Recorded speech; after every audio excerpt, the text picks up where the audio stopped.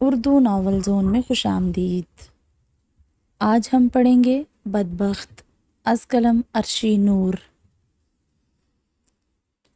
گھر میں داخل ہوتے ہی اس نے غصے سے سبزی کے شاپرز ٹیبل پر پٹکے اور چادر اتار کر اپنی پھولتی سانسوں میں بڑبڑائی۔ سمجھتے کیا ہیں خود کو یہ بے غیرت جہاں بھر کے منہ اٹھائے بازاروں میں دندناتے پھرتے ہیں اور دوسروں کی بہن بیٹیوں کو اپنی جاگیر سمجھ لیتے ہیں۔ غصے سے اس کا چہرہ لال ہو رہا تھا۔ ابھی وہ پھولتی سانسیں سنبھال ہی نہ پائی تھی کہ پیچھے سے اس کے کندھے پر کسی نے ہاتھ رکھے تو وہ ایک دم چونک کر پلٹی۔ تم اندر کیسے آئی؟ نمل کے غصیلے لہجے اور بلند آواز سے بختی سہم گئی۔ وہ سہمے ہوئے بولی، دروازہ کھلا تھا، میں اس لیے اندر آ گئی۔ لیکن تجھے کیا ہوا؟ نمل سر جھٹک کر بولی، کچھ نہیں۔ بختی اس کی حالت دیکھ کر سمجھ گئی تھی کہ کچھ ہوا ضرور ہے، تبھی جھٹ سے ٹھنڈا پانی لا کر اس کے سامنے رکھا اور خود خاموشی سے اس کے سامنے بیٹھ گئی۔ نمل ایک دم اٹھی اور رگڑ رگڑ کر اپنے ہاتھ دھونے لگی۔ بختی سمجھ گئی کہ آج پھر کسی کی شامت آئی ہے۔ ہاتھ دھو کر گھٹا گھٹ اس نے 2 گلاس پانی کے پیے۔ بتاؤ تو صحیح، ہوا کیا ہے؟ بختی نے سوال کیا۔ کچھ خاص نہیں ہوا، جو میرے باہر نکلنے اور کسی کی میرے ساتھ بدتمیزی کرنے پر ہمیشہ ہوتا ہے۔ بختی مسکرائی۔ آج کس بیچارے کی شامت آ گئی تھی؟ کیا کہا تم نے؟ بیچارہ؟ تیرے لیے سب بیچارے ہیں نا، اور بدماش صرف ایک میں۔ بختی نے مسکراتے ہوئے ہاں میں سر ہلایا تو پاس پڑے آلو اسے سر پر کھانے پڑ گئے۔ وہ بھاگی اندر کی طرف تو نمل بھی اس کے پیچھے بھاگی۔ وہ بیچارہ تو بچ گیا، لیکن تو نہیں بچے گی آج میرے ہاتھوں۔ یار، میرے پوچھنے پر تم نے آلووں کی برسات کر دی مجھ پر۔ اس بیچارے کے چھونے پر کیا کیا ہوگا؟ اس پر کون سی بارش ہوئی؟ چماٹوں کی یا؟ نمل بھی ہنس پڑی اس کے ساتھ اور وہ دونوں بیڈ پر لیٹ گئی۔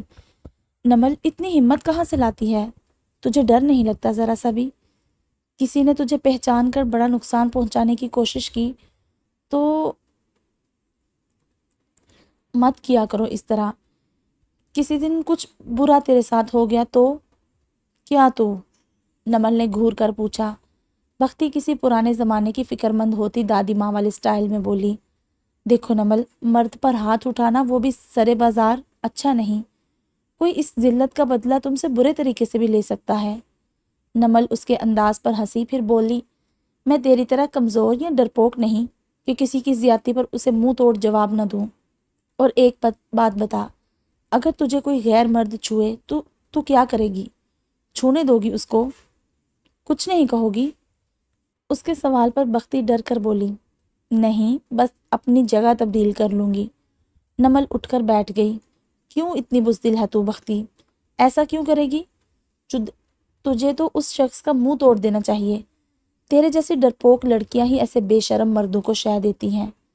ایسے مردوں سے ڈرنا نہیں چاہیے، بلکہ ان کو ڈرانا چاہیے، جو بازاروں میں اپنی گندی ہوس کا نشانہ بناتے ہیں دوسروں کی بہن بیٹیوں کو۔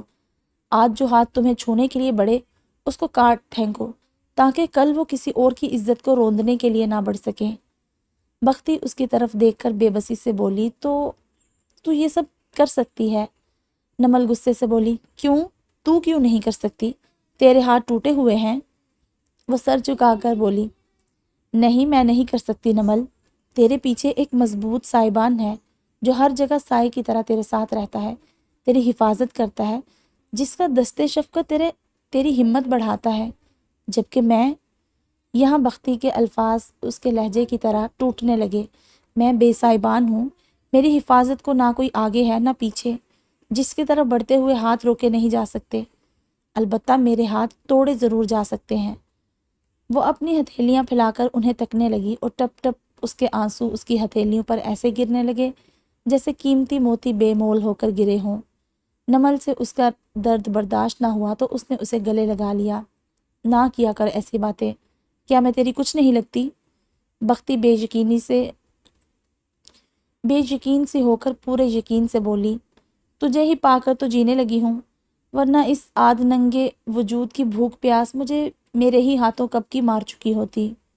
نمل نے اس کے آنسو صاف کیے، مایوسی کی باتیں نہ کیا کر، اللہ پاک کی ذات بہت رحیم ہے، اس نے تجھے پیدا کیا ہے نا، وہی تیری زندگی کا مالک ہے، وہی تیرا محافظ ہے، وہ کبھی کسی کا برا نہیں چاہتا۔ یہ تو ہم ہیں مایوس، کمزور ایمان والے ہیں، جو اس کی حکمت کو نہیں سمجھتے اور اسے بھول کر خود کو زمانے کی زد میں چھوڑ دیتے ہیں۔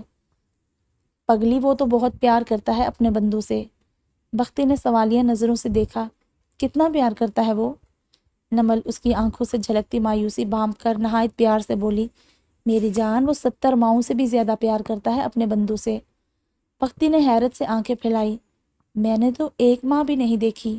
ماں کیسی ہوتی ہے؟ بالکل تیرے رب جیسی، جسے میں نہیں دیکھ سکتی کبھی بھی۔ بختی کے اس سوال پر اس کا دل اچھل کر حلق میں آ گیا، کیونکہ ماں اس نے بھی نہیں دیکھی تھی۔ بختی بچوں کی طرح اس کی طرف دیکھ کر بکھرے ہوئے لہجے میں بولی، نمل اپنے رب سے بول، وہ 70 ماؤں سے زیادہ چاہتا ہے نا اپنے بندوں کو، تو کیا میں اتنی بری ہوں کہ اس نے مجھے ایک ماں کے پیار کے قابل بھی نہیں سمجھا اور اسے بھی اتنی دور اپنے پاس بلا لیا؟ نمل کے پاس اسے تسلی دینے کے لیے الفاظ ہی جیسے ختم ہو گئے تھے۔ وہ اس کا ہاتھ پکڑ کر بولی، ابھی کچھ دیر پہلے تو نے کہا کہ اللہ بہت رحیم ہے، مطلب رحم کرنے والا ہے، اور وہ کبھی اپنے بندوں کے ساتھ غلط نہیں کرتا۔ نمل نے فوراً ہاں میں سر ہلایا۔ وہ بالکل ایسے انداز سے بول رہی تھی جیسے پاگل ہوتے ہیں۔ اور اگر وہ رحیم ہے تو مجھے بے رحم ہاتھوں میں کیوں سونپا؟ اگر وہ سچ میں اپنے بندوں کا برا نہیں چاہتا تو مجھے اتنے برے حال میں کیوں رکھا ہوا ہے اس نے؟ بختی کی بے بسی کے بوجھ تلے دبی چیخیں نمل کے کانوں میں کسی دھماکے کی طرح گونجی، جو آس پاس کے سارے ماحول کو کچھ لمحہ بہرا اور اندھا کر دیتی ہیں۔ بختی نے نمل کو جھنجھوڑا، پوچھ اپنے رب سے، پوچھنا۔ نمل بمشکل خود کو سنبھال کر بولی، بختی ایسا نہیں کہتے میری جان، تو میرے رب کی ہو کر تو دیکھ، وہ سب کچھ تیرا کر دے گا، یہ جہاں کیا دونوں جہان تیرے ہوں گے۔ تو خود سوال کر اس سے، جو جواب دے گا۔ تجھے وہی تو ہے جو انسان کو درد اور غم کے اندھیرے سے راحت کے اجالے میں لاتا ہے، بالکل اس طرح جیسے رات کے اندھیرے کو ابھرتے سورج کی روشنی نگل لیتی ہے۔ لیکن پتہ ہے بختی، رات جتنی بھی سیاہ کیوں نہ ہو، لیکن سورج اس سیاہ سنسان رات کو اپنی آب و تاب سے روشن کرتا ہے۔ وہ انسانوں کی طرح مایوسی کا لبادہ اوڑے نہیں نکلتا، اور یہ عمل روزانہ ہوتا ہے۔ کبھی ایسا نہیں ہوا کہ سورج رات سے تھک گیا ہو یا رات سورج سے شکوہ کہ نہ ہو۔ بختی خاموشی سے خشک ہوتے آنسو سے اسے تکنے لگی، جو اپنے رب کے نظام کو بڑی خوبصورتی اور اعتماد سے بیان کر رہی تھی۔ دیکھ بختی، میری باتیں اتنی جلدی نہیں آنی تیری سمجھ میں، کیونکہ تو جن کے زیر سایہ ہے وہ مسلمان نہیں ہے، لیکن تجھے بھی نہیں معلوم کہ تو کس دین پر ہے۔ تیرا دل ان کے پتھر کے خداؤں کو نہیں مانتا نا، لیکن میں تجھے اپنے دین پر بھی زبردستی نہیں لا سکتی۔ ہمارے مذہب میں جبر نام کی کوئی چیز نہیں۔ اللہ نے تجھے عقل دی ہے نا، تو سمجھ، اپنے دل کی طرف دیکھ، وہ کیا چاہتا ہے، کسے قبول کرتا ہے؟ ان بتوں کو جو بنانے والوں کے محتاج ہیں، جن کو یہ بھی نہیں معلوم کہ وہ کہاں اور کس مقام پر رکھے جائیں گے، حتیٰ کہ وہ اپنے اوپر پڑی دھول بھی صاف نہیں کر سکتے۔ نمل کی باتیں سن کر وہ اپنے درد کی کیفیت سے نکل کر گہری سوچ میں پڑ گئی۔ تو مجھ سے نہ کہہ کہ میں اپنے رب سے پوچھوں، وہ تو سب کا رب ہے، مسلمانوں کا بھی، ہندوؤں، عیسائیوں، یہودی، ہزاروں مذاہب ہیں، ان سب کا بھی وہی رب ہے جو میرا ہے۔ تیرا دل جس کو قبول کرے اس پر چل، لیکن اپنی عقل کو استعمال کرتے ہوئے۔ میرا ڈر نہ رکھ، میں تیرے راستے کی رکاوٹ کبھی نہیں بنوں گی، نہ تجھے چھوڑوں گی۔ بختی کی آنکھوں میں پھر سے آنسو ستاروں کی طرح چمکنے لگے، لیکن ان کے ساتھ روح میں اتر جانے والی مسکراہٹ بھی اس کے لبوں پر پھیلی۔ نمل قدرت کے اس حسین امتزاج کو تکتی رہ گئی جو بیک وقت اس نے بختی کے چہرے پر دیکھے تھے۔ وہ گہری سانس لے کر اٹھی، میں چلتی ہوں، اب آنٹی آ گئی تو میری خیر نہیں۔ نمل نے اسے زور سے جپھی ڈالی، آئندہ میرے سامنے مت رونا۔ نمل اپنے والد کے ساتھ چند ماہ ہوئے بختی کے برابر والے گھر میں شفٹ ہوئی تھی۔ نمل کے والد حافظ قرآن تھے، یہاں آتے ہی وہ حافظ صاحب کے نام سے مشہور ہو گئے، اور نمل اپنے اخلاق کی بدولت سراہی جانے لگی۔ بن ماں کی پلی بڑی تھی، لیکن والد نے بہت سلجھے اور اعلیٰ اخلاق سے اس کی پرورش کی تھی، جبکہ بختی کس کی اولاد تھی کوئی نہیں جانتا تھا۔ وہ 3 سال کی تھی جب گوپال کی بہن ساوتری نے اسے گود لیا تھا اور چند ماہ بعد اس لاوارث بچی کو اپنے بھائی گوپال کے حوالے کر کے اس دنیا سے چل بسی تھی۔ گوپال کی بیوی سندرتا دیوی ایک بہت ہی بد مزاج اور ظالم عورت تھی۔ اس نے بختی کو اپنے زیر پرستی لینے سے صاف انکار کر دیا۔ گوپال اپنی مری ہوئی بہن سے کیا وعدہ نہ توڑ سکا۔ دیوی کے لاکھ دھمکانے اور مخالفت کے باوجود اس نے بختی کو پالنے کا عہد کر لیا۔ دیوی کو وہ ایک آنکھ نہ بھاتی تھی، حالانکہ شادی کے 10 سالوں میں اس کی ایک ہی بیٹی پیدا ہوئی تھی، بندیا، جو بختی سے 3 سال بڑی تھی۔ بختی دیوی کو ایک آنکھ نہ بھاتی تھی۔ اس 3 سالہ معصوم سی بچی پر وہ ظلم کی انتہا کر دیتی تھی۔ گوپال کی غیر موجودگی میں اسے بھوکا پیاسا رکھتی۔ وہ بچی رو رو کر بلک بلک کر سو جاتی اور کبھی بھوک سے پانی پی پی کر پیٹ پھلا لیتی اور روتی۔ کبھی وہ اس کے غصے کا نشانہ بنتی اور دیوی کے نفرت بھرے تمانچے اپنے ننھے سے معصوم سے چہرے پر کھاتی، اور اکثر پیشاب پخانہ کر دینے پر دیوی اسے مار مار کر ادمرا کر دیتی یا اسے کڑی دھوپ میں بٹھا دیتی۔ گوپال اسے سمجھا سمجھا کر تھک گیا تھا، لیکن وہ ٹس سے مس نہ ہوئی۔ گوپال دیوی کے ظلم سے تنگ آ کر اسے کام پر ساتھ لے جاتا تھا۔ بختی کے گھر میں آنے کے بعد کچھ عرصے بعد دیوی کو امید لگ گئی۔ دیوی کے لیے یہ بہت بڑی خوشخبری تھی۔ دیوی کے زمین پر پاؤں نہیں ٹکتے تھے، کیونکہ 10 سال بعد اسے امید لگی تھی اور وہ روز بیٹا پیدا ہونے کے خواب دیکھ کر سوتی۔ آخر 9 ماہ بعد وہ دن آ بھی گیا اور اس کے خوابوں کا گڑھا چکنا چور ہوا۔ اس نے مردہ بیٹے کو جنم دیا، جس کا دکھ وہ برداشت نہ کر سکی اور خود کو پیٹ پیٹ کر روتی رہتی اور بختی کو کوستی اور مارتی کہ اس جنم جلی نے کھا لیا اس کے بیٹے کو۔ ساتھ میں گوپال بھی اس کی لان تان خاموشی سے سنتا تھا۔ دکھ گوپال کو خود بھی بہت تھا بیٹے کے مردہ پیدا ہونے پر، لیکن وہ اظہار نہ کرتا تھا کہ بھگوان نے دیوی کو سزا دی تھی بختی پر ظلم ڈھانے کی۔ بختی 3 سال سے 5 سال کی ہو گئی تھی۔ وہ اکیلی تنہا، کبھی بھوکی اور کبھی آدھی روٹی کھا کر سوتی۔ کھلے آسمان تلے نہ بستر نہ تکیا، بس اپنے بازو کا سرہانہ بنائے وہ سوتی۔ اگر گوپال اسے اندر لاتا یا اس بچی کے ڈرنے پر اسے اٹھا لیتا تو وہ رات اسے بھی کھلے آسمان تلے بختی کے ساتھ گزارنی پڑتی۔ اکثر وہ اپنے حصے کا کھانا بچا کر بختی کو دیتا تو دیوی ہتھے سے اکھڑ جاتی، لیکن گوپال پر اس کی کسی بات کا اثر نہ ہوتا۔ بندیا اور پائل کے ساتھ جب دیوی کا پیار دیکھ کر معصوم سی بختی اس کے قریب جاتی تو وہ اسے دھکا دے کر پیچھے ہٹاتی، جس پر اکثر وہ بہت زور کی گرتی اور پھر دیوی کے ڈر سے بے آواز روتی۔ آنسو اس کے چھوٹے چھوٹے گالوں پر جم جاتے۔ 5 سال کی عمر میں ہی اس نے بھوک سے پیٹ پر پتھر باندھنا سیکھ لیا تھا، اور اپنے آنسو چپ چاپ پینا بھی اس چھوٹی سی عمر میں ہی وہ درد سے اتنی آشنا ہو چکی تھی کہ موسم کی سردی گرمی بھی سہ لیتی، یا پھر قدرت نے اس پر اتنا رحم کیا تھا کہ گرمیوں میں اس کے لیے ٹھنڈا آسمان اور سردیوں میں زمین گرم ہو جاتی تھی۔ گوپال کو اس سے بے پناہ محبت ہو گئی تھی۔ وہ جب بھی آتا گھر سب سے پہلے بختی کا حصہ اسے دیتا۔ گوپال کا بڑھتا ہوا پیار دیکھ کر دیوی نے اب گوپال کو دھمکانا شروع کر دیا تھا کہ اگر بختی سے دور نہ ہوا تو وہ گھر چھوڑ کر چلی جائے گی۔ گوپال مجبور اور لاچار تھا۔ اب وہ بہت چھپ چھپ کر بختی سے پیار کرتا تھا، کیونکہ وہ 2 بیٹیوں کا باپ بن چکا تھا۔ دیوی ہمیشہ اسے یہی دھمکی دیتی کہ وہ اس کی 2 بیٹیاں لے کر روپوش ہو جائے گی۔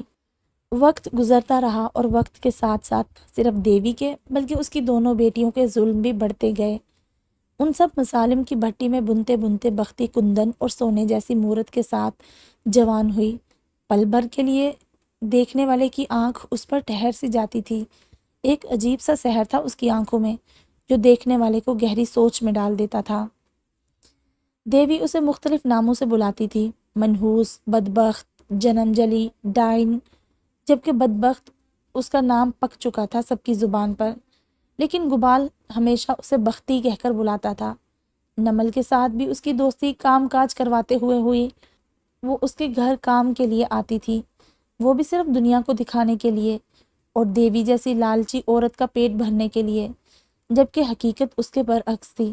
بختی روز آتی تھی، نمل اس کے ساتھ بہت پیار اور محبت سے پیش آتی، اس کے زخموں پر مرہم لگاتی، اسے کھانا کھلاتی، اپنے کپڑے دیتی، اسے پڑھاتی بھی تھی۔ اور حافظ صاحب بھی بختی سے بہت پیار کرتے تھے۔ بختی اور نمل کے بیچ پیار آہستہ آہستہ شدت اختیار کرتا گیا اور دونوں ایک دوسرے کی جانی دوست بن گئی۔ ہفتے کا دن تھا۔ بختی نے جلدی سے گھر کا کام ختم کیا اور دوڑتی ہوئی نمل کے پاس پہنچی، کیونکہ نمل کا کل نکاح تھا۔ نمل کے نکاح کا سوٹ اور تمام زیورات سسرال والے دے گئے تھے، اور بختی بہت بے چین تھی کہ وہ نمل کو اس سوٹ میں سب سے پہلے اور فوری طور پر دیکھے، کیونکہ اسے دیوی کا معلوم تھا کہ وہ کل نکاح کی تقریب پر اسے نہیں آنے دے گی۔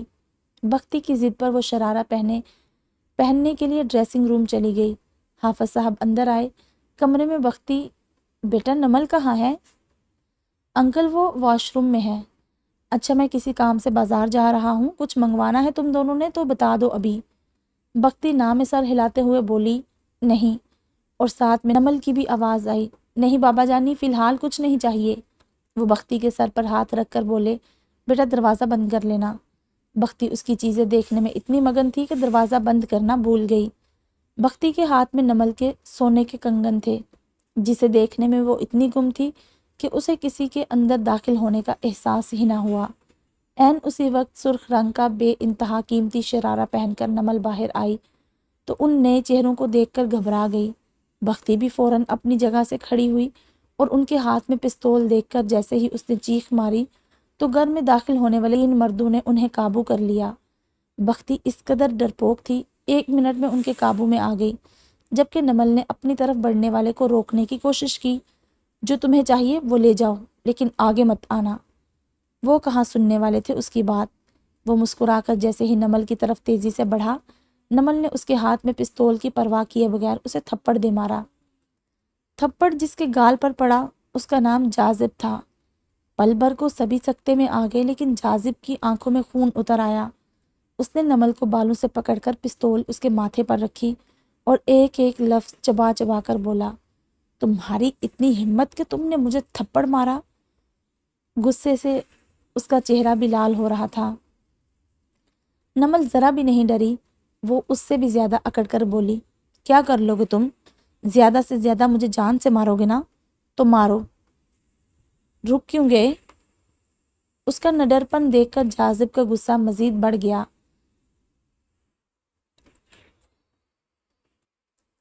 اتنا اکڑ مت دکھاؤ، ایک گولی کی مار ہو۔ تم جو لینے آئے ہو دفع ہو، لے جاؤ یہاں سے اور مجھ سے دور ہٹو، وہ نہایت حقارت برے لہجے میں بولی۔ جاذب کو اس کی ہٹ درمی پسند آ گئی۔ وہ اس کے چہرے کے قریب ہو کر بولا، ویسے تمہارے آگے تو ان زیورات کی کوئی اوقات نہیں، مجھے تو ان سے زیادہ قیمتی تم لگ رہی ہو۔ اس کے اتنے قریب آنے پر نمل نے اسے دھکا دے کر پیچھے ہٹایا۔ مرد کہتے ہو خود کو؟ تم اسلحہ ہاتھ میں لے کر تو ہجڑا بھی مرد بن جاتا ہے۔ تم تو ان ہجڑوں سے بھی بدتر ہو جو اپنا ناچ دکھا کر پیسہ وصول کرتے ہیں، اور تم لوگ اتنے بزدل ہو کہ اپنے زور بازو پر بھی اعتماد نہیں کہ 2 وقت کی روٹی کما کر کھا سکو۔ دوسروں سے چھین کر کھانے والے بھیڑیے ہو تم۔ تمہارے مرد ہونے پر بھی لعنت ہے۔ غصہ جاذب کے ساتھ اس کے 2 ساتھیوں کو بھی بہت آیا۔ اس میں سے ایک زیور سمیٹ کر بولا، یار دیکھ کیا رہا ہے، منہ توڑ اس سالی کا۔ جاذب نے پسٹل سائیڈ پر رکھ کر نمل کو دونوں ہاتھوں سے پکڑ کر کھینچا تو وہ اس کے سینے سے جا لگی۔ بس اتنا سا دم خم تھا تم میں؟ وہ اسے گھبراتا دیکھ کر ہنسا۔ نمل بن پانی کی مچھلی کی طرح پھڑپھڑائی اس کی باہوں میں، لیکن وہ چٹان جیسے مضبوط جاذب کی گرفت میں تھی، جس سے نکلنا نمل جیسی نازک سی لڑکی کے بس سے باہر تھا۔ جاذب کی گرفت اس پر پہلے سے زیادہ ٹائٹ ہوئی تو اس کی نیت بھانپ کر نمل نے اس کے مسکراتے ہوئے مکروہ چہرے پر تھوک دیا۔ اسے نہیں معلوم تھا کہ وہ کوئی راہ چلتا کوئی معمولی مرد نہیں تھا جو اس کے تمانچے سے ڈر جاتا۔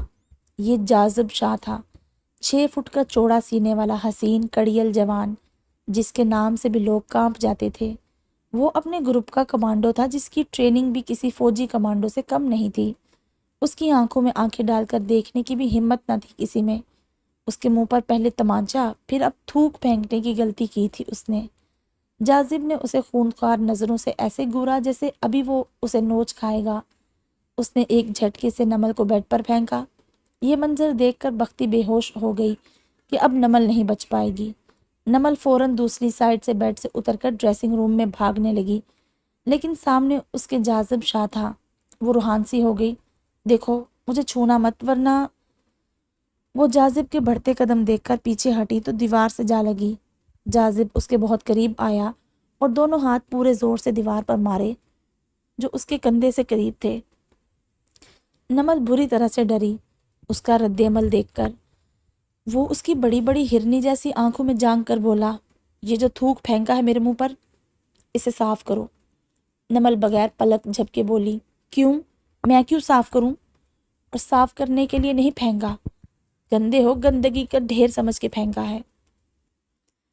جاذب نے گہری سانس لی اور اس کا دوپٹہ اتارا اور اپنا منہ صاف کیا، پھر دوپٹہ پرے پھینکا۔ نمل نے دونوں ہاتھوں سے خود کو چھپانے کی کوشش کی۔ جاذب نے فوراً اس کے ہاتھ پکڑے۔ نا نا نا نا، مجھ سے کچھ چھپانے کی ضرورت نہیں تمہیں اب۔ جاذب کا انداز ایسا وحشیانہ تھا کہ نمل پسینے سے شرابور ہو گئی۔ دیکھو میرے ساتھ کچھ غلط مت کرنا ورنہ اچھا نہیں ہوگا۔ جاذب کے سامنے اس کی آواز پہلی بار کپ کپائی۔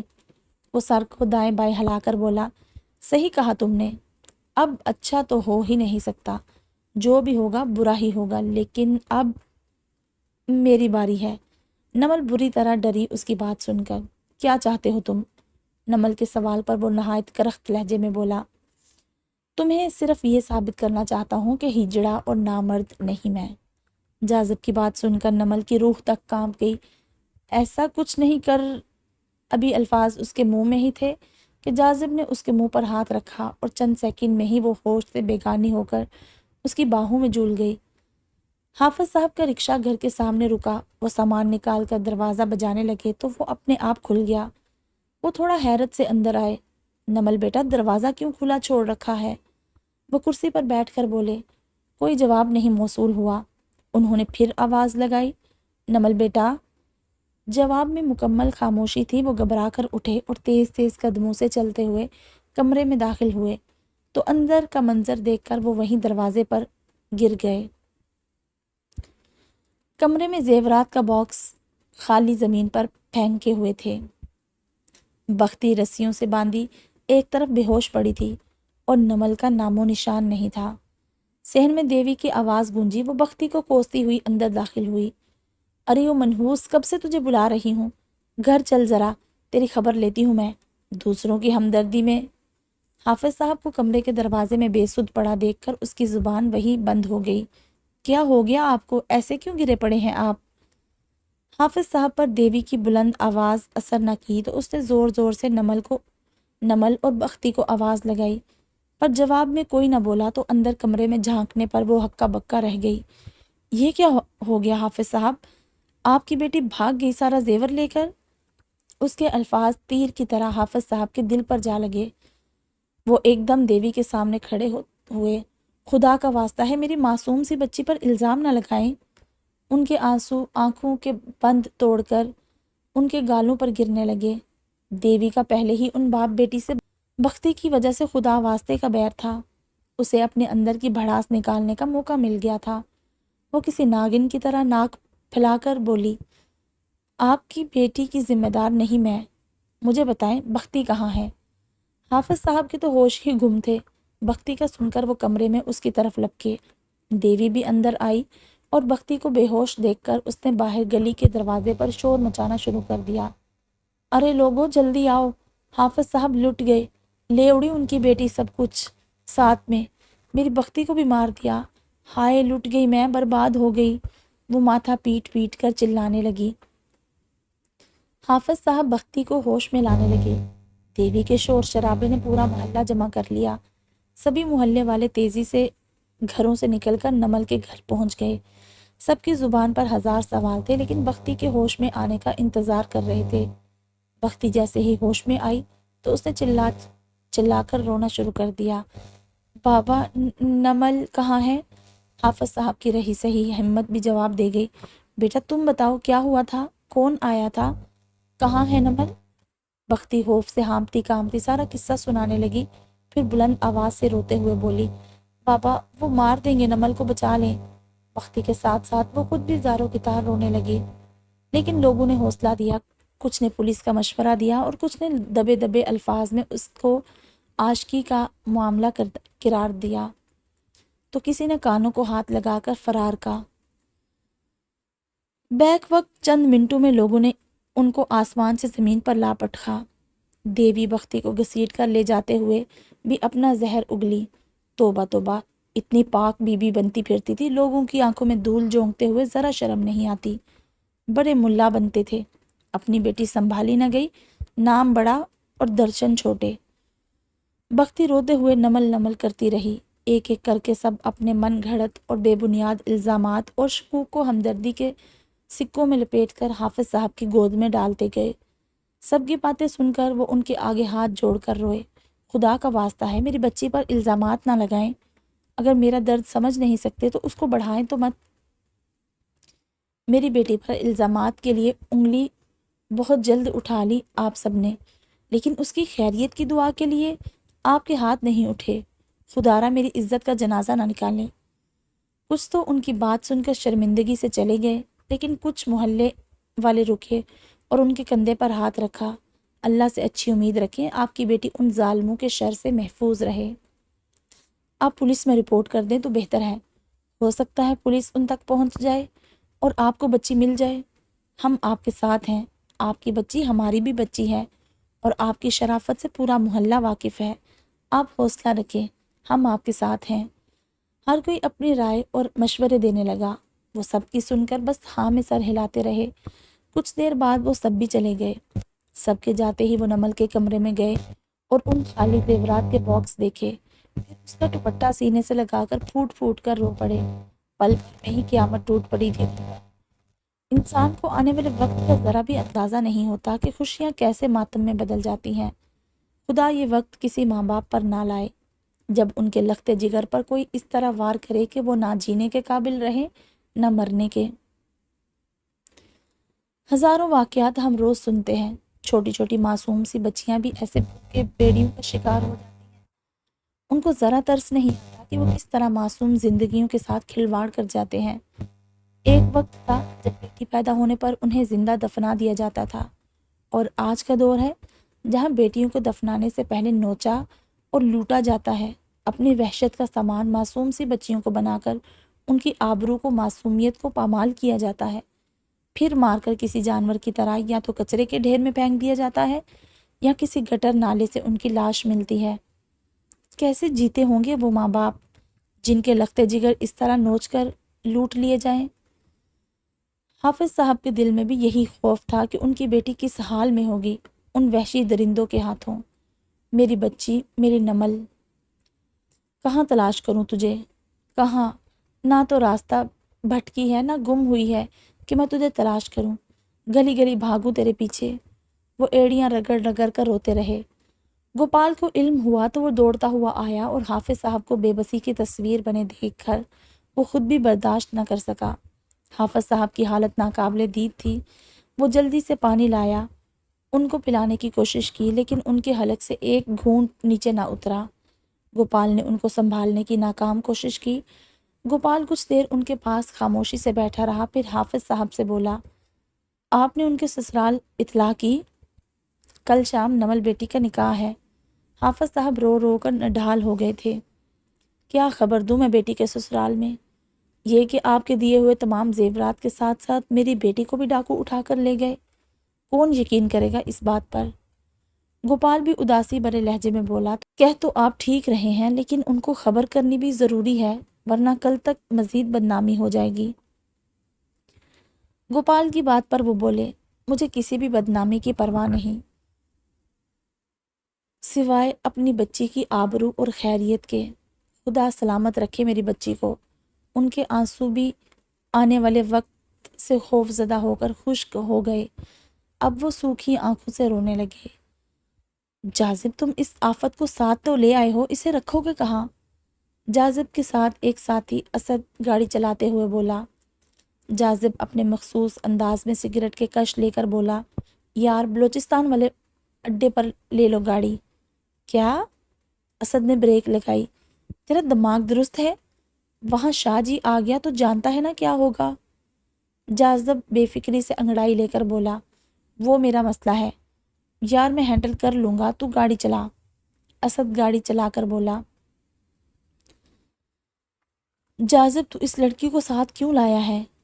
پتہ نہیں، جاذب لاپرواہی سے بولا، دیکھ یار، ہمارے گھر بھی بہن بیٹیاں ہیں، اچھا نہیں کیا تو نے اسے اٹھا کر، نہ جانے اس کے گھر والوں کا کیا حال ہوگا۔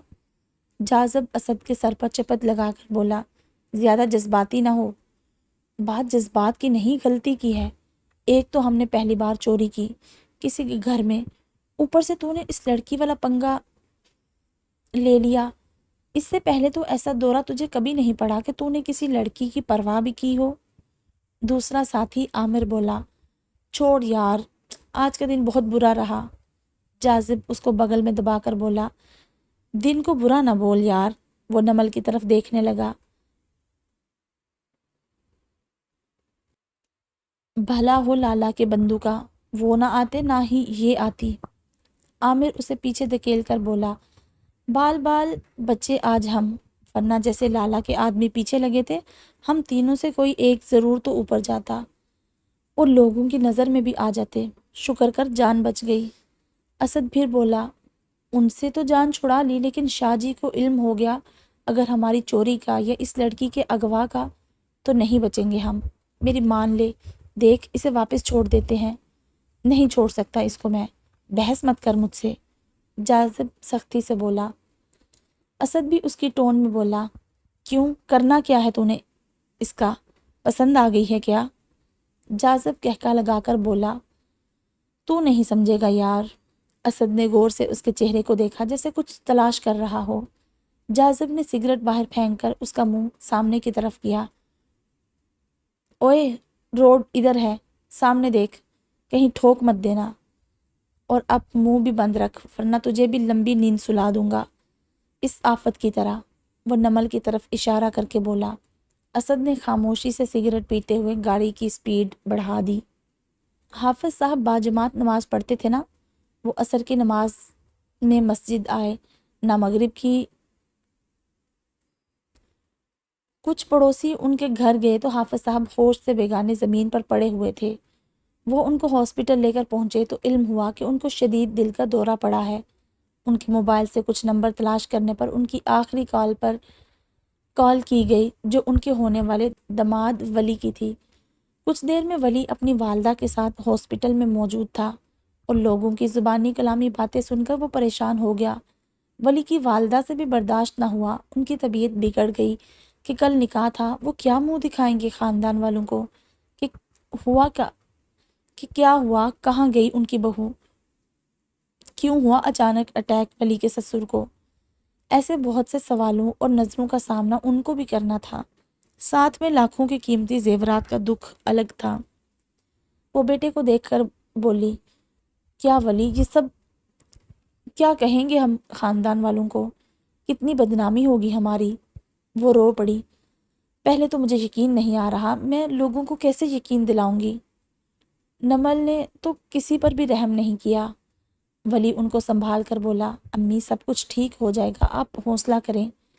کیسے حوصلہ کروں بیٹا، یہ کوئی معمولی بات نہیں، پورا خاندان ہنسے گا ہم پر، لوگ طرح طرح کی باتیں کریں گے، کس کس کو جواب دو گے تم اور میں؟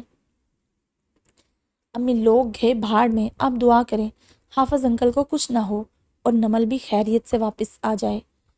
وہ سر ہاتھوں میں پکڑ کر بولی، ولی بیٹا، وہ آ بھی گئی واپس تو قابل قبول کہاں ہوگی؟ ولی ان کو چپ کروانے لگا، بس کر دے امی، یہ وقت ان باتوں کا نہیں ہے۔ وہ فکر مند لہجے میں بولی، بیٹا تجھے نہیں معلوم، اب آنے والا وقت صرف باتیں سننے کا ہی ہے۔ سرخ شرارے میں بکھرے بالوں کے ساتھ ہوش کی دنیا سے بے خبر وہ جاذب کی ہوش اڑا رہی تھی، لیکن اسے دیکھتے دیکھتے اچانک اس کا تھپڑ اور اس کا منہ پر تھوکنا یاد آیا تو جاذب کے جذبات غصے میں بدلنے لگے، لیکن اس کے غصے پر دلہن کے لباس میں موجود قیامت ڈھاتی نمل کا سراپا حاوی ہو رہا تھا۔ وہ اپنے من سے گھبرایا اور اٹھ کر کمرے کی کھڑکی کھولی تو تازہ ہوا کے جھونکے نے اسے چھوا۔ کچھ دیر وہ کھڑکی میں کھڑا رہا، پھر نمل کے قریب آیا۔ جیسے ہی نمل پر جھکا تو اسے کچھ ہوش آیا، پہلے تو وہ کچھ نہ سمجھی اور خود پر جھکے شخص کو دیکھنے لگی، پھر پوری آنکھیں کھولنے اور سب کچھ یاد آنے پر اس نے غور سے جاذب کو دیکھا تو دھکا دے کر اسے خود سے پیچھے کرنے کی کوشش کی، لیکن وہ جاذب تھا، اس نے فوراً اسے قابو کیا۔ نمل اس کے اتنے قریب تھی کہ وہ اس کی تیز ہوتی دھڑکنوں کی دھک دھک بآسانی سن رہا تھا۔ نمل خوف زدہ ہو کر خود کو چھڑانے لگی پر ناکام۔ جس طرح جاذب نے اسے قابو کر کے اس پر جھکا ہوا تھا، وہ ہل بھی نہیں پا رہی تھی۔ وہ اس کے دونوں ہاتھ سختی سے دبوچ کر بولا، اسی ہاتھ سے تھپڑ مارا تھا نا؟ پھر دوسرے ہاتھ سے اس کا منہ جبڑوں سے پکڑ کر بولا، اور تھوک اسی منہ سے پھینکا تھا نا؟ نمل رو پڑی اور کپ کپاتی آواز میں بولی، میں پاؤں پڑھ کر معافی مانگتی ہوں تم سے، معاف کر دو۔ اس کی بڑی بڑی گولڈن آنکھوں سے ٹپکتے آنسو ایک ایک کر کے جاذب کے دل پر گرنے لگے۔ وہ پل بھر وہ گم سا ہو گیا اس کے بھیگے نینوں اور بھیگی پلکوں میں۔ وہ پھر گڑ گڑا کر بولی، خدا کا واسطہ ہے چھوڑ دو مجھے۔ جاذب نے اس پر گرفت ڈھیلی کی تو وہ فوراً خود کو چھڑا کر پیچھے ہٹی۔ وہ یک ٹک اسے گھورتے ہوئے بولا، بس اتنی سی ہمت تھی تم میں؟ اگر مرد کا مقابلہ نہیں کر سکتی تو پھولن دیوی بھی مت بنا کرو۔ مرد کو تھپڑ مارنے کا انجام جانتی ہو؟ وہ پھر اس کے قریب ہوا۔ خوف کے ساتھ ساتھ نمل کی آنکھوں میں نفرت اور غصہ بھی تھا۔ وہ فوراً چلا کر بولی، دیکھو میرے پاس مت آؤ ورنہ۔ اس کے دھمکانے پر جاذب زور زور سے ہنسا اور دل ہی دل میں بڑبڑایا، رسی جل گئی پر بل نہیں گیا، ورنہ کیا کرو گی تم؟ پھر سے تھپڑ مارو گی اور تھوکو گی؟ نمل نے گھبرا کر نہ کی بجائے ہاں میں سر ہلایا تو جاذب کو غصہ آ گیا۔ اب کی بار یہ بات بھی ذہن میں رکھنا، کہیں ایسا نہ ہو اپنا ہی تھوکا چاٹنا پڑ جائے۔ نمل با آواز رو پڑی۔ اتنے میں دروازے پر عامر دستک دے کر جھٹ سے اندر آیا، وہ مجنوں کی اولاد، باہر شاہ جی آیا ہے، کر اس کا کوئی بندوبست اب۔ جاذب جلدی سے اٹھا اور ادھر ادھر کچھ ڈھونڈنے لگا۔ نمل نے پہلے تو اسے دیکھا، پھر آہستہ سے بیڈ سے اتری اور شرارہ سنبھال کر باہر بھاگ گئی۔ نمل کو باہر بھاگتا دیکھ کر جاذب بجلی کی سی پھرتی سے اس کی طرف لپکا۔ اس سے پہلے کہ وہ چلاتی، وہ اس کے منہ پر ہاتھ رکھ کر اسے گھسیٹتا ہوا اندر لایا۔ اس نے خود کو چھڑانے کے لیے بہت ہاتھ پاؤں مارے، لیکن جاذب کی پکڑ اتنی سخت تھی کہ وہ تھک کر رونے لگی۔ جاذب نے اس کا منہ کپڑے سے باندھا اور ہاتھ بیڈ کے ساتھ باندھ کر باہر آ گیا۔ سلام کر کے وہ شاہ جی کے بغل گیر ہوا۔ وکاس لالا کے بندوں نے تم پر حملہ کرنے کی کوشش کی تھی؟ شاہ جی کی بھاری آواز کوریڈور میں گونجی۔ کوئی نقصان تو نہیں ہوا؟ خیر سے ہے نا سب؟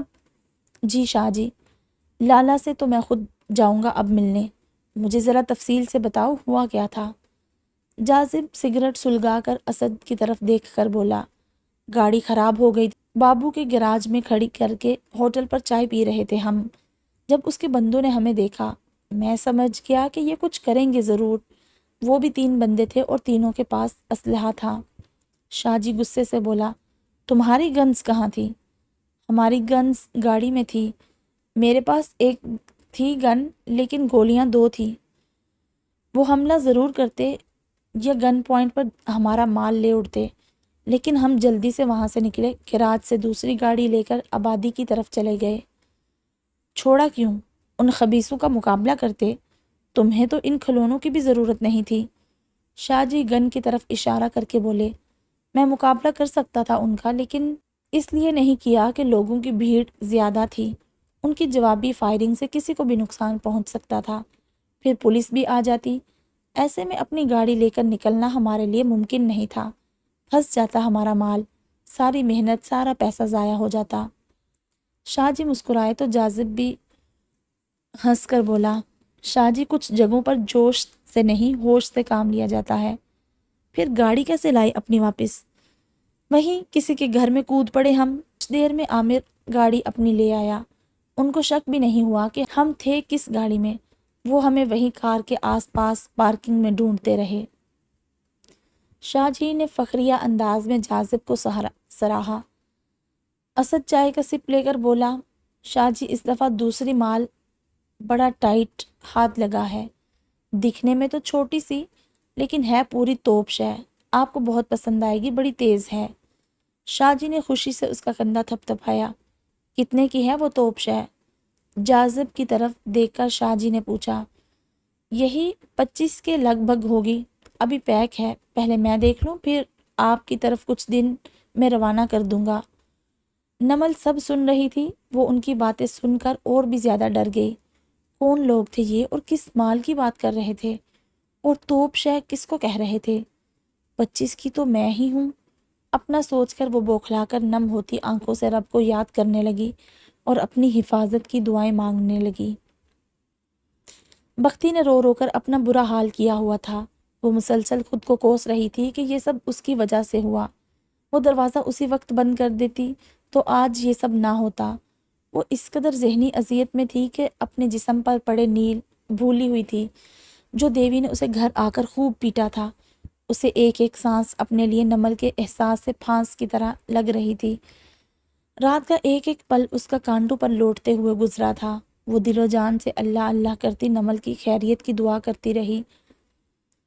حافظ صاحب کو ہوش آ چکا تھا۔ ان کے لبوں پر ایک ہی دعا تھی، نمل کو اپنی حفاظت میں رکھنا، یا اللہ میری بچی کو ان کے شر سے محفوظ رکھنا۔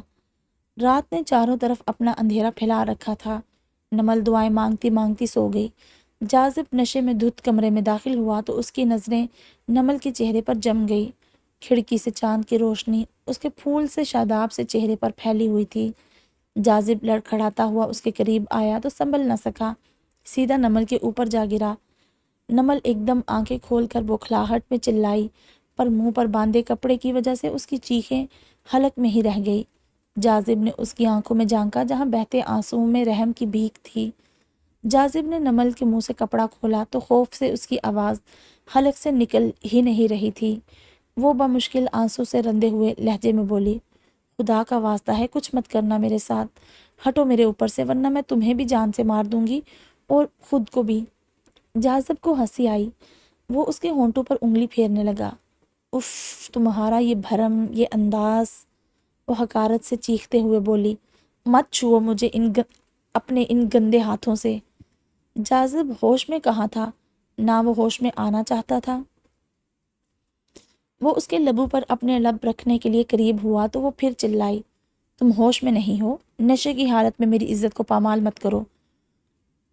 تم تھوک لو مجھ پر 1000 بار، میرے ٹکڑے کر دو، میں اف تک نہیں کروں گی، لیکن خدارا میری عزت سے مت کھیلو۔ جاذب کو اس کی التجا، اس کا سسکنا سنائی ہی نہیں دیا۔ وہ اس کے اتنے قریب تھا کہ دونوں کی سانسیں ٹکرا رہی تھی آپس میں۔ جاذب کی نظر اس کے ہونٹوں سے ہوتی ہوئی اس کی گوری گردن کے کالے سیاہ تل پر آ ٹکی تھی۔ جیسے ہی جاذب کے ہونٹوں نے اس کی گردن کو چھوا تو نمل نے روتے روتے قرآن کی آیات پڑھنا شروع کر دی۔ جاذب نے ایک پل سر اٹھا کر اسے آیت الکرسی پڑھتے ہوئے دیکھا، پھر وہیں اس کا سر اس کے کندھے پر جھول گیا اور وہ ہوش سے بیگانہ ہو گیا۔ وہ بابا کو یاد کر کے بلک بلک کر روئی کہ ان کا کیا حال ہوگا، وہ ٹھیک ہوں گے بھی یا نہیں۔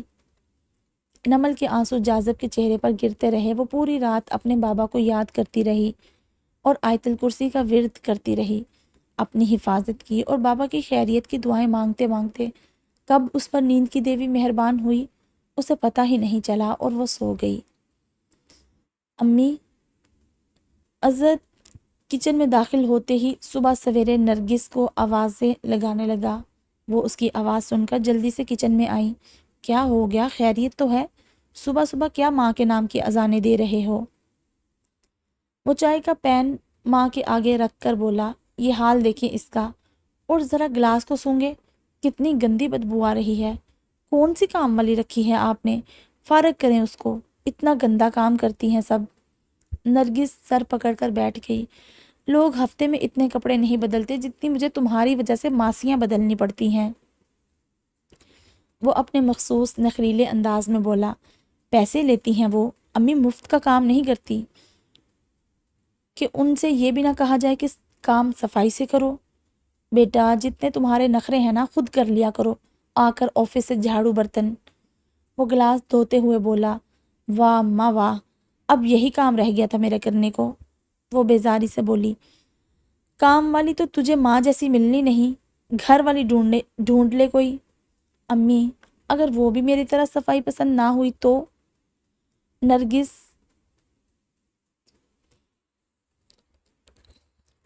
اس کے لیے چائے بناتے ہوئے بولی، تو کوئی بات نہیں، وہ بھی بدل لیں گے۔ اسد ہنس پڑا، اب ایسا تو نہ کہنا۔ ایسا کیوں نہ کہوں میں؟ تم تو ٹھہرے نفسیاتی مریض، بدل لو اپنی عادت کو، کوئی نہیں رہے گی اس طرح میرے بچے تمہارے ساتھ۔ مجھے تو یہ پریشانی کھائی جاتی ہے کہ کیا ہوگا تمہارا، تم تو کسی کا جھوٹا پانی تک نہیں پیتے، بیوی کیسے رکھو گے؟ وہ ماں کو پیار سے گلے لگا کر بولا، ارے آپ ہلکان کیوں ہوتی ہیں، بس رہنے دے ان باتوں کو، میں نے نہیں کرنی شادی۔ وہ پیار سے اس کا ماتھا چومنے لگی، کیوں نہیں کرنی شادی؟ اللہ پاک تمہارے نصیب اچھے کرے، سدا تو تمہارے ساتھ نہیں ہوں میں۔ امی ایسی باتیں نہ کیا کرے مجھ سے، بیٹا ماں ہوں نا، فکر ہوتی ہے۔ میری مان، بدل خود کو، اپنی عادتوں کو۔ میرے بچے کوئی پارسا پاک دامن لڑکی نہیں ملے گی تجھے، حالات سے، لوگوں سے سمجھوتا کرنا سیکھ، ورنہ کل کو بالکل تنہا رہ جائے گا۔ کھڑکی سے چڑھتے سورج کی روشنی سیدھا نمل کے چہرے پر پڑی تو اس کی آنکھ کھلی۔ جاذب رات کی طرح ہی اس کے کندھے پر سر رکھے سویا ہوا، بھوک اور پیاس کی شدت سے وہ نڈھال ہو رہی تھی، اوپر سے رات سے بندے ہاتھوں سے وہ اکڑ کر رہ گئی تھی، اوپر سے جاذب کا بوجھ۔ درد کی شدت سے اس کے آنسو نکل کر جاذب کے چہرے پر گرے تو وہ آنکھیں مسلتا اٹھا، خود کو آدھا نمل کے اوپر گرا دیکھ کر سیدھا ہوا۔ مجھے کھول دو پلیز، مجھ سے اب درد برداشت نہیں ہو رہا۔ جاذب نے جلدی سے اس کے ہاتھ کھولے جو ہلکے سے نیلے ہو رہے تھے، وہ اس کے ہاتھ دبانے لگا تو نمل نے پیچھے کھینچ لیے۔ ہاتھ نہیں، گلا دبا دو، اس اذیت اور ذلت سے چھٹکارا تو ملے گا مجھے، اور تمہارے بدلے کی آگ بھی ٹھنڈی ہو جائے گی۔ وہ اس کی نڈھال ہوتی حالت دیکھ کر کھڑا ہوا۔ اگر چھٹکارا ہی کرنا ہوتا تم سے یا بدلے کی خواہش ہوتی تو تمہیں یہاں اپنے ساتھ نہ لاتا، وہی تمہارے گھر میں تمہارا کام تمام کرتا جب تم نے مجھ پر تھوکا تھا۔ وہ بوجھل آنکھوں سے بولی، کیا چاہتے ہو تم؟ جاذب خاموشی سے اسے دیکھنے لگا اور چپ چاپ کمرے سے باہر چلا گیا۔ کچھ دیر بعد اسد اس کے کمرے میں ناشتہ لے کر داخل ہوا۔ نہیں کھانا مجھے، لے جاؤ یہاں سے، اگر نہیں کھاؤ گی تو مر جاؤ گی۔ وہ گھٹنوں پر سر رکھ کر بولی، یہی چاہتی ہوں میں۔ اسد نے جاذب کو آواز لگائی۔ وہ تولیے سے منہ رگڑتا ہوا اندر آیا۔ خود ہی نمٹ لے اس سے، اب تو ہی اٹھا کر لایا ہے نا، اب میڈم کے نخرے بھی اٹھا۔ تولیہ کرسی پر پھینک کر وہ اس کے سامنے بیٹھا۔ کیوں نہیں کھا رہی تم؟ تمہاری حرام کی کمائی کا زہر بھی نہ کھاؤں میں، یہ تو پھر روٹی ہے۔ اچھا، جاذب کو غصہ آ گیا، تو کیا اب میں جا کر تمہارے لیے محنت مزدوری کر کے کھانا لاؤں؟ وہ منہ پھیر کر خاموش رہی۔ دیکھو کھا لو کھانا، تھوڑی جان آئے گی اس نازک سے وجود میں، ورنہ یہاں سے بھاگو گی کیسے؟ جاذب کی بات سن کر وہ ناک پھلا کر بولی، بے فکر رہو، تمہاری جان لیے بنا نہیں بھاگوں گی یہاں سے۔ جاذب زور زور سے ہنسا، میری جان لینے کے لیے بھی تو جان میں جان ہونی چاہیے نا، کھا لو۔ وہ اس کی طرف ڈش بڑھانے لگا تو نمل اپنی جگہ سے کھڑی ہوئی اور ڈش اٹھا کر فرش پر دے ماری، نہیں کھانا مجھے کچھ بھی۔ نمل کی اس حرکت پر جاذب کا پارا اچھا خاصا ہائی ہوا اور وہ اس کا منہ پکڑ کر بولا، سمجھتی کیا ہو تم خود کو؟ وہ خود کو چھڑانے لگی، شرافت سے پیش آ رہا ہوں تو سر مت چڑھ میرے۔ شرافت؟ اور تم دوسروں کی عزت پر ہاتھ ڈالنے والے شریف نہیں، بے غیرت ہوتے ہیں تمہاری طرح۔ بات تھی یا دھماکہ؟ جاذب نے تھپڑ دے مارا اسے، وہ سیدھا بیڈ پر جا کر گری۔ جاذب کے تھپڑ سے اس کی ناک سے خون بہنے لگ گیا۔ وہ غصے سے لڑاکا بلی کی طرح جاذب پر لپکی، اس کے ناخن سے جاذب کا منہ چھل گیا۔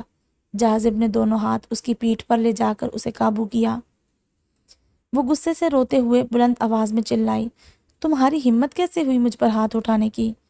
وہ بھی اسی کی ٹون میں دانت پیس کر بولا، بالکل ایسے ہی ہمت ہوئی جیسے تم نے کی تھی۔ وہ پھر چلائی۔ جاذب کو شور شرابہ چیخنا بالکل پسند نہیں تھا۔ وہ بلند آواز میں بولا، چلاؤ مت۔ نمل پہلے سے بھی زیادہ اونچی آواز میں بولی، چلاؤں گی میں، اس سے بھی زیادہ چلاؤں گی۔ تم میرے جسم کو قابو کر سکتے ہو، میری زبان کو نہیں۔ وہ رو رو کر چیخنے لگی۔ جاذب کا دماغ گھوم گیا اس کی چیخوں سے، وہ خاموش بھی نہیں ہو رہی تھی۔ جاذب کو غصے سے کچھ سمجھ نہ آیا تو اس نے چلاتی ہوئی نمل کے ہونٹ چوم لیے۔ یہ سب اتنا اچانک ہوا کہ نہ جاذب کو سمجھ آئی نہ اسے۔ پل بھر دونوں ایک دوسرے کو حیرانی سے گھورتے رہے۔ نمل بالکل سن ہو گئی تھی۔ جاذب نے حیرت سے منہ کھولے اپنے سینے سے لپٹی نمل کو خود سے الگ کیا۔ وہ ریت کی طرح اس کے ہاتھوں سے پھسل کر فرش پر بیٹھ گئی۔ جاذب کو غصے سے کمرے سے نکلتے دیکھ کر اسد نے روکا۔ یہ تیرے ہونٹوں پر خون اور یہ منہ پر ناخن کے نشان۔ جاذب نے اپنے ہونٹ پر لگا نمل کا خون صاف کیا اور چپ چاپ وہاں سے چلا گیا۔ 1 گھنٹے بعد وہ کھانا لے کر نمل کے سر پر کھڑا تھا۔ کھاؤ یہ کھانا ورنہ مجھے زبردستی اپنے ہاتھوں سے کھلانا پڑے گا۔ نہیں کھانا مجھے، جاذب نے پھر زبردستی کی اور اپنے ہاتھوں سے اسے کھانا کھلایا۔ کھانا کچھ نوالے اس نے منہ سے گرائے اور کچھ حلق سے اتارے، لیکن جاذب کی زبردستی کے آگے اس کی ضد بیکار تھی۔ دوپہر کا کھانا اب خود کھا لینا۔ ذرا سی بھی چوں چاہ کی تم نے یا زیادہ ہاتھ پیر مارے تو یاد رکھنا، جہاں ہونٹ چھو کر تمہارا منہ بند کر سکتا ہوں وہاں سر سے پاؤں تک۔ جاذب نے اس کے چہرے کے بدلتے تاثرات دیکھ کر جملہ ادھورا چھوڑ دیا۔ پھر وہ اس کے بے حد قریب ہو کر بولا، آگے تم خود سمجھدار ہو کیا کہنا چاہ رہا ہوں میں، اور مجھ سے کسی رعایت کی امید مت رکھنا، کیونکہ جو میں نے کرنا ہو وہ کر گزرتا ہوں بنا کسی کے ڈر اور خوف کے۔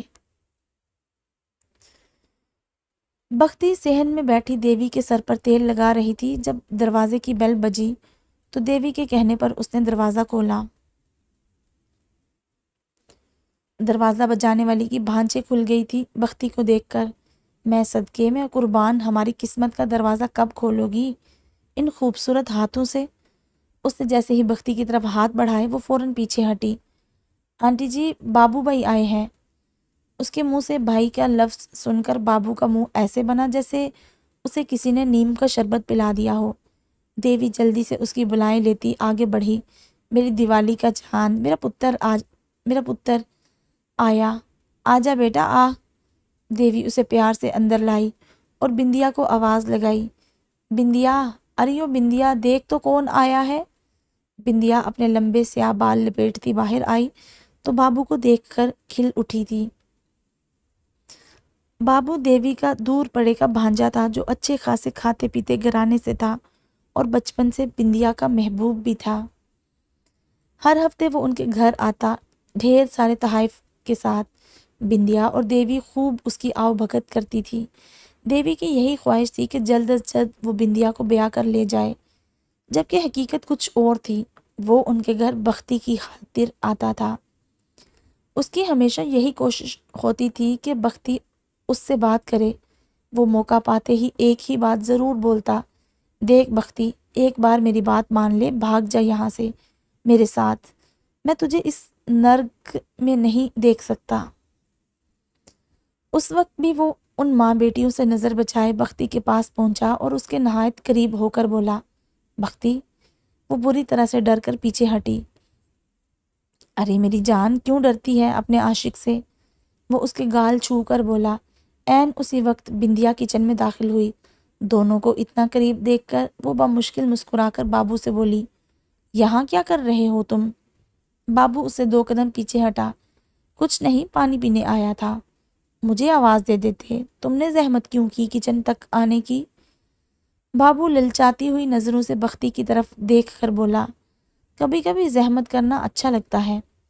بابو تو کچھ دیر بعد چلا گیا، لیکن جو حالت دیوی اور بندیا نے بختی کی وہ ناقابل برداشت تھی۔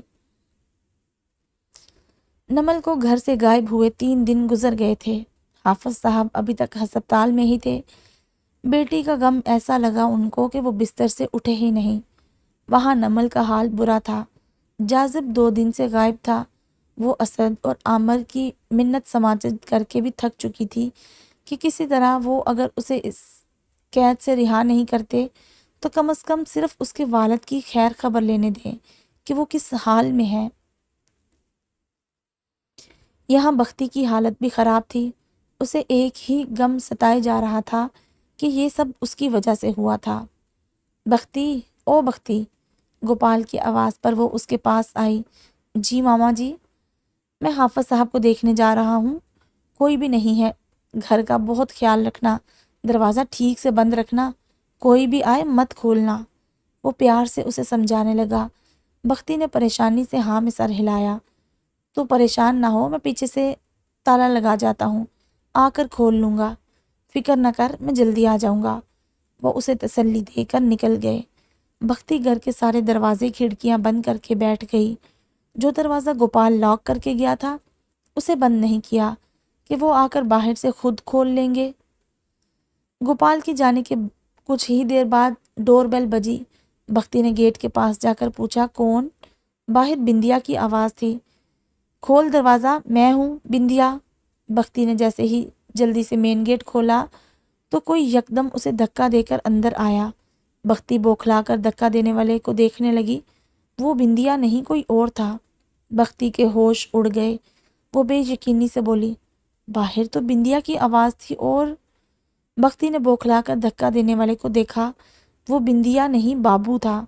اس نے حیرت سے بابو کو دیکھا، جس کی آنکھوں اور چہرے سے اس کی بدنیتی چھلک رہی تھی۔ ابھی وہ خود کو سنبھال ہی نہیں پائی تھی کہ بابو اس پر بھوکے شکار کی طرح لپکا۔ اس نے خود کو بچا کر اندر بھاگنا چاہا، پر بابو نے اسے بری طرح زود و کوب کیا۔ وہ دکھیاری خوف کے مارے چلا بھی نہ سکی۔ کیا کر رہے ہیں آپ؟ چھوڑے مجھے۔ ارے میری رانی، 2 سال میں تڑپا ہوں، تڑپتا رہا، میرے ارمان مچلتے رہے، آج یہ موقع ہاتھ لگا، کیسے چھوڑ دوں تجھے؟ خود کو چھڑانے میں اس کی قمیض آگے سے پھٹ گئی۔ اس نے بھاگنا چاہا اندر، لیکن بابو نے دوبارہ اسے اپنے شکنجے میں لیا۔ بھاگتی کیوں ہے مجھ سے؟ پیار کرتا ہوں تجھ سے، میری جان، ایسے نہ تڑپا۔ وہ اپنے ہوش کھوتے ہوئے بولا۔ بختی چاہتے ہوئے بھی خود کو اس کے شکنجے سے بچا نہ سکی اور اس کی عزت کی دھچیاں اڑا دیتا۔ لیکن قدرت کو کچھ اور ہی منظور تھا۔ گوپال اپنا وائلٹ گھر بھول گیا تھا۔ وہ گھر کی طرف واپس آیا۔ عین اسی وقت گوپال لاک کھول کر اندر آیا تو بختی کی سسکیوں بھری آواز سنی۔ چھوڑ دو مجھے، کیا کر رہے ہو؟ گوپال بھاگتا ہوا لونج میں آیا، جہاں بختی کو بابو کے شکنجے میں دیکھ کر دل ملا اٹھا اور اسے پیچھے سے گریبان سے پکڑ کر کھینچا تو بابو سٹپٹا گیا۔ گوپال نے چماٹوں کی برسات کر دی اس پر۔ بے غیرت، بے شرم انسان، تیری اتنی ہمت کہ تو نے میری بختی پر ہاتھ ڈالا۔ بختی نے جلدی سے خود کو تہت پر بچھی چادر سے لپیٹا۔ وہ گوپال کو دھکا دے کر بولا، بس کر چاچا، مجھے کیوں مارتا ہے؟ پہلے اپنے گریبان میں جھانک، تیرا کیا رشتہ ہے بختی سے، میں اچھی طرح جانتا ہوں۔ گوپال نے اس کا گریبان پکڑا۔ کیا رشتہ ہے؟ ذرا بتا، کیا خناس بھرا ہوا ہے تیرے دماغ میں؟ بابو نے گوپال کو دھکا دے کر صوفے پر پٹخا۔ خناس میرے دماغ میں نہیں، تیرے دماغ میں بھی ہے، تیری بیٹی نہیں ہے، بس دکھاوا ہے دنیا کے سامنے، اندر کا معاملہ میں جانتا ہوں، کچھ اور ہی ہے۔ گوپال چلا کر اٹھا، بکواس بند کر اپنی اور دفع ہو جا یہاں سے، ورنہ میں تجھے جان سے مار دوں گا۔ بابو کی بات سن کر بختی کا دل چاہا زمین پھٹے اور وہ اس میں سما جائے۔ شرم کے مارے اس کی سانسیں رک گئی۔ بس زیادہ چلا مت، ورنہ ابھی 1 منٹ میں پورا محلہ جمع کر کے تیری اصلیت کھول دوں گا۔ گوپال نے حیرت سے پھٹی آنکھوں سے اسے دیکھا۔ وہ اپنی شرٹ کے بٹن بند کر کے بولے جا رہا تھا، ابھی، لیکن کل تک بختی میرے حوالے نہ کی نا تو یاد رکھنا، تجھے تیری بیٹیوں کے قابل بھی نہیں چھوڑوں گا۔ بابو کی دھمکی سن کر گوپال کے ہوش اڑ گئے۔ لاؤنج کے گیٹ سے وہ پھر پلٹا۔ بہت کر لی عیش تو نے، اب بختی میری ہے، صرف 24 گھنٹے کا وقت ہے تیرے پاس، لے آنا اسے کل میرے پاس، ورنہ مجھے جانتا ہے پھر، بختی تو میں لے جاؤں گا لیکن تو خودکشی کرنے پر مجبور ہو جائے گا اور تیری بیوی اور بیٹیوں کو بختی بننے میں ذرا دیر نہیں لگنی۔